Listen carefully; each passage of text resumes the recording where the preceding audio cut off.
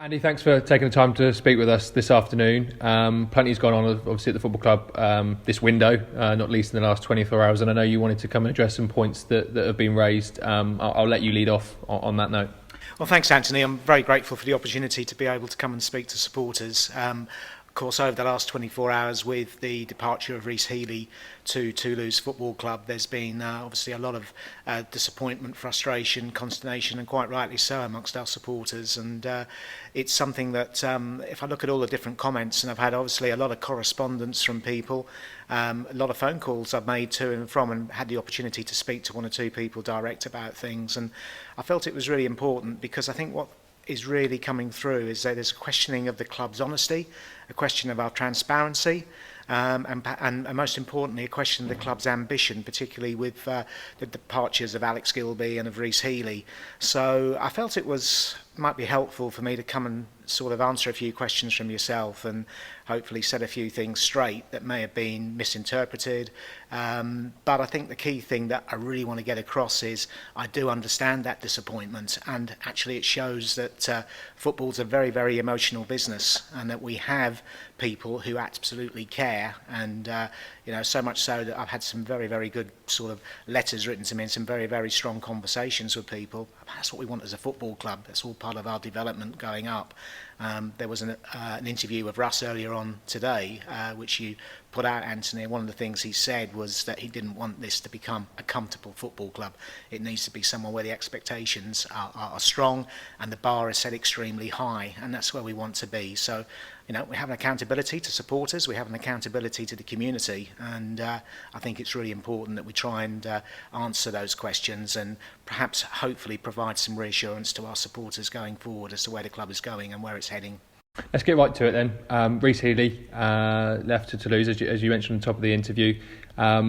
A disappointing blow, top goal scorer from last season, a player that was so crucial to us, coming off the back of already losing player of the year, Alex Gilby. Can you just give us some background? I know Russ has touched on it earlier today, but can you give us some background on how this move came about? Certainly. Well, over the course of the summer, and based on Rhys's performances last season, he received a lot of interest from particularly championship clubs, and we just told people to go away. We weren't interested in selling what was an asset that we saw as someone who was absolutely crucial to our plans going forward. So we battered everything away that we had. We kept our counsel. We didn't necessarily publicise those bids or interest in the way that perhaps some other football clubs do to create the interest. And the reason we did that is there was no point. We wanted to keep the player. We had no reason to sell him. So why try and create an auction for a player that we had no desire, interest or need to sell? But ultimately, we then got some interest from abroad, and that came from Damien Comoli at Toulouse Football Club. And Damien put an offer in for us at the back end of July, beginning of this month, which, quite frankly, was way off anything that we'd ever consider for Rhys. So we politely rejected the offer and hoped that we would move on. But Toulouse were quite persistent, and they came back on a number of occasions with improved bids. Again, something which was of no interest to us at all. And then in the meantime, they then came back with a very, very strong bid at the back end of last week. Again, it was of no interest to us, but at that particular point, it was quite clear that the player's head had been sort of turned by the prospect of moving to Toulouse, not just because of the geography of going to the south of France, but more importantly in terms of the financial package that was on offer to him. And quite frankly, it was one probably that Rhys was not really in a position to turn down. It was really life-changing for him. It was a really, really significant offer, far more than perhaps he could have earned from any championship club as well. So at that point, Rhys came to see us and told us that he wanted to move, and would we look at the offer, and we said, not really, Rhys. The offer needs to be right for MK Dons Football Club. We understand where you are, but we have to be right. And at that point, I think the negotiations started to get very, very serious. And over the course of this week, there were several conversations.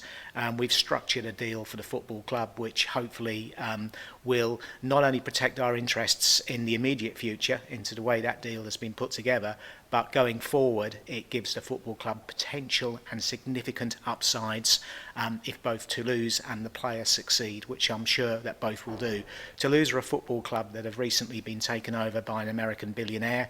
They have huge resources and they're fast becoming one of the richest clubs in France, and they are probably going to be a force to contend with over the next few seasons, that I'm sure. I think the club's been quite honest throughout the summer that it's not a football club that wants to stand in any player's way if they express an interest to move on.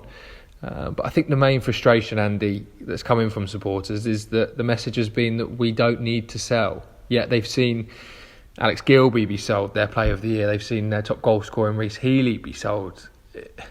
In that instance, you must understand the frustration they have. Absolutely. That was more, and equally as much as the fans are frustrated, so am I, and so are the rest of us. But we've got to put a few things into context here. Obviously, our business operations have been totally decimated, like many people's have, in terms of COVID-19.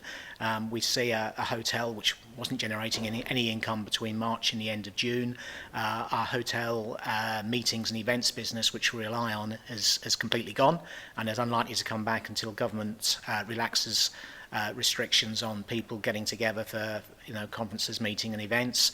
We had 3 concerts, sell-out concerts here in the summer, which were cancelled.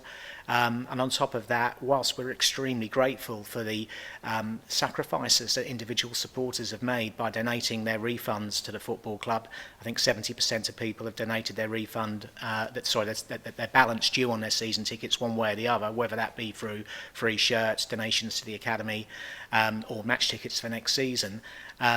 We were still only running about 70% of our season ticket renewal base for next season. And on top of that, many businesses locally are struggling, including some of our sponsors. And again, we're going to have to restructure deals with some of those going forward as well. And there's no sponsorship hospitality income coming in the foreseeable future. We're also conscious that our casual gate income for next season is going to be restricted by the fact that we can probably only, to begin with, just allow season ticket holders in when crowds. So there's probably about another £500,000 to hit there. But you know what? Despite all of that, we were able to function. We were able to, find money from reserves to actually support the football club and, maintain a really, really good challenge for next season and fulfil the ambition that Russ wants to achieve and the players that he wanted to bring into the football club. So there was no pressure to sell players. And what that means going forward is that we can actually look at how we restructure, the income that we've received from sale of those 2 players, and look at the different ways that we can do that to improve the football club. And that will be, in terms of our recruitment, Russ has identified already a number of players that he wanted to bring in. Some significant salaries to be paid, or transfer fees might be paid. Doesn't matter how you structure the deal; it's still a cost. And we'll be able to accelerate some of those bigger ones forward now, perhaps in a way that perhaps we wouldn't have been able to do without this deal. The football club's not about individuals; it's about a team. There will be. I appreciate the consternation. I appreciate the frustration, and some people who woke up this morning feeling reasonably depressed about life going forward. But that assumes nothing's going to happen. And I've had criticism from supporters today saying, well, in the past you've not reinvested money that you've gained from player sales. And there may be an element of truth in that in some respects. Although, never look at things in terms of transfer fees, look at how you build a squad. And this football club's always had, in terms of League One, a top 6 budget. Our positions may not have reflected that, but that is the finances that we've been able to put forward into the club. So, really important that we, going forward, is that the message I give to supporters is don't judge us now, judge us on what happens between now and October the 16th when the transfer window will shut for the summer. In previous years, if you'd lost a player on the 27th of August and the transfer window shuts at the end of August, you'd have been probably looking at some sort of knee-jerk reaction in terms of trying to replace the player, and that normally ends in tears. In this case, we're not under necessarily that pressure for the 31st of August. We're in a position where, we can continue the discussions that we've been having with players, not just now, but well before Rhys has gone, and we can, look forward and make sure that we can perhaps bring a number of those players into the building, and that's the time probably to judge us, not judge us on, 2 players, disappointing as it may be, that have left us. So to clarify, the club didn't make a sale of Rhys Healey and Alex Gilbey because of financial implications that the club are under, more so the offers that came in and the situations of the player.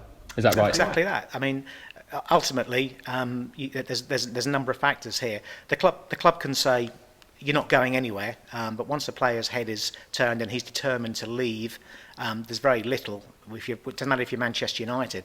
There's very little you can actually do about it. You have to take a pragmatic view, and at that point, deliver the best possible deal that you can. And if the deal's not right, then the player has to sit down and suffer.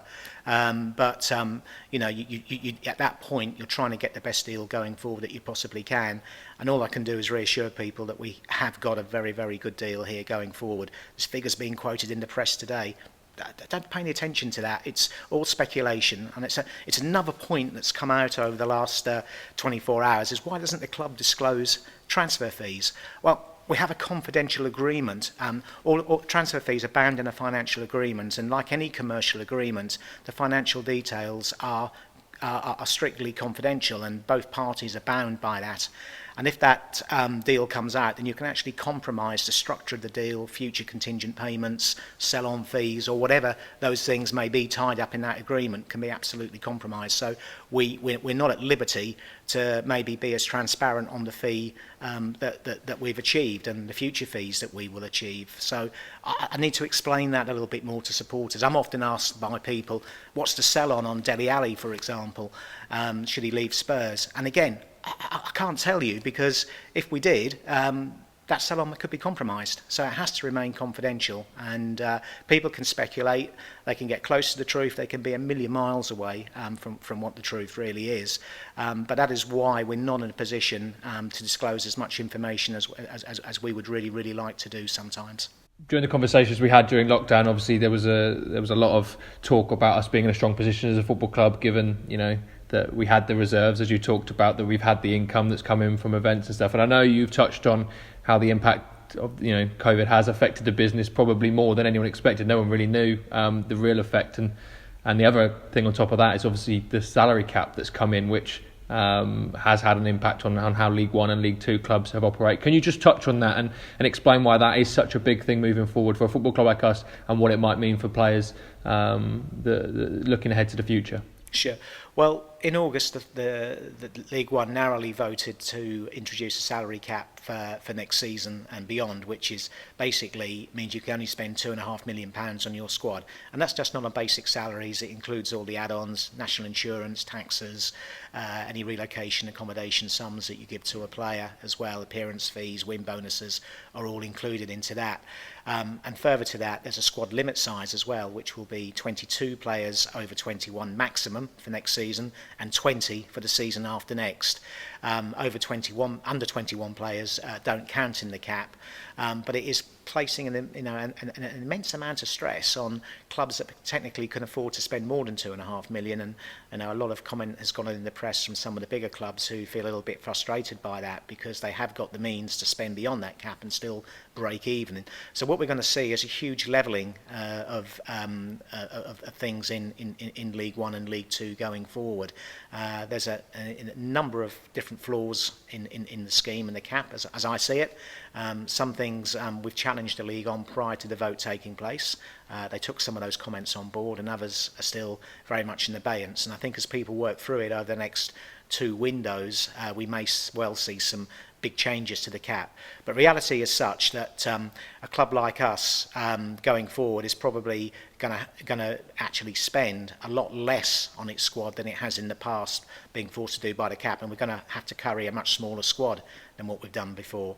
So sort of trading is going to become a big part of perhaps what we do going forward. So built into that in terms of our recruitment is to identify the best young, hungry young talent coming into the football club, and continually build and go forward like that. And I point to the example of Brentford, that each year probably sell a number of their best players, but reinvest that money or part of that money to build the next crop in, and it's a cycle that keeps them going, and it hasn't done them any harm. They've been for a club that doesn't have necessarily the clout of a Derby County or Sheffield Wednesday, the bigger clubs in the Championship, has been consistently able to finish in the top 10 of the Championship since they got promoted, and it's a very, very good example of what can be achieved if you get your recruitment right, if you actually get your trading policy right.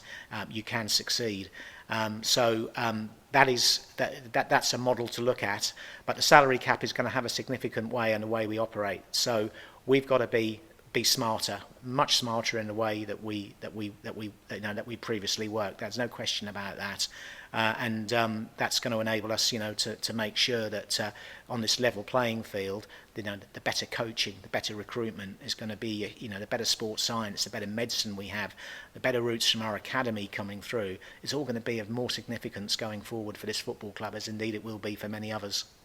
And it's something this club's been about as well. Over the years you've been here, the number of years you've been here, players have come and gone. Some key players. I mean, we were just talking off camera about Sean Williams, who left 6 months before our promotion season, was Player of the Year at that point as well. It's not something that's alien to this club. It's maybe something that's not happened over the last few years here, but it is something this club's built on. And actually, if you look, it tends to have coincided with our most successful years. It has, and it's interesting that, since probably the sale of Delhi, we've not had much interest in any of our players, and I think it's testimony to, what Russ has done here last season, that all of a sudden we started to get interest in some players and bids being made. It's not something that's necessarily happened here for a few years. So maybe we are starting just to turn the corner, and we're getting players into the building that other clubs are sort of thinking, that would be of interest to them. But we're not going to sell for the sake of it. Every deal we do has got to be for the right reasons, and for the reasons that we can continue to reinvest in the football club. That's what it's there to do. I think another thing that supporters would like addressing, from what I've read, and I know you've been asked about on emails, is the clarity on why Rhys wasn't available for the last 3 friendlies. Obviously, Russ come out and explained that he was injured. Can you just provide some clarity on why Rhys wasn't involved, and clear up maybe some of the rumours and misinformation that's out there about that? Yeah, I was at Stevenage when Rhys rolled his ankle, and that then turned into a grade A calf strain. And the fact of the matter is, he's not been able to feature since last week in any of our games, and he wouldn't have featured for the football club probably until the end of September at the earliest, was when he was designated to come back. So it's been said that the football club has lied to supporters because they were covering up his injury because he was going to Toulouse. We didn't want him to go to Toulouse. We didn't necessarily want to sell the player. So why would we lie about that at all? There was no desperation on us to actually, want to sell the player. So no, he has had a genuine injury. He went to Toulouse to the medical. Because the injury he suffered is determined to be probably of a short-term nature, and one that he will in time overcome, he passed the medical. So that is absolutely, I'm a little bit sort of, reading these comments that the club lied to supporters. I can look everybody in the eye and say that's not the case. He was genuinely injured and was unable to feature in the games against Coventry, Norwich and Arsenal. You touched on it right at the start of the interview. The fact that the supporters have been so vocal and so emotional over the decision does show that they really care about their football club, despite all that's gone on.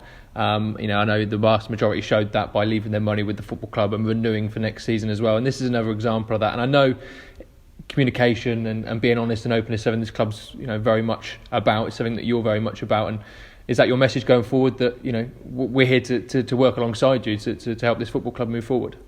We are, and we try to do that, and as much information as we possibly can share with supporters, we will. That's the nature of us all being together, as well as we talked about individuals in the team, but collectively, we are much stronger as a unit. Supporters, players, management staff, whatever, we've all got the same goals, and I totally understand where people are coming from at the moment, and all I can say is we want to come out, we want to be as transparent as we possibly can.